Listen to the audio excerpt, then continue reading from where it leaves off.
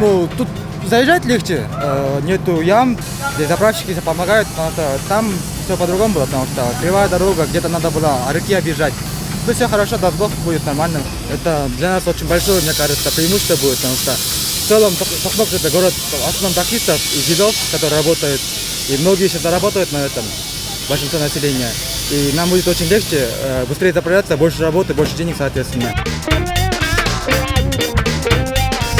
Бары жақсы болып, жаңа заправка ашылып жатады бұйырса.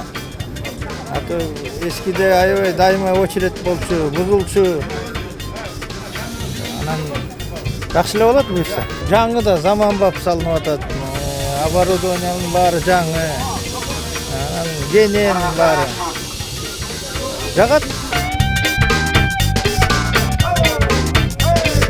Да, раньше старая заправка была, мы постоянно по очереди вставали, да? Как старая заправка на Советского Союза с 89 года. И получается, она все время ломалась. Тут же, там же 2 колонки было, а тут уже 6 получается. Тут больше. И по времени мы тут не стоим по очереди, да? Да. Тут производительность очень как бы много, да?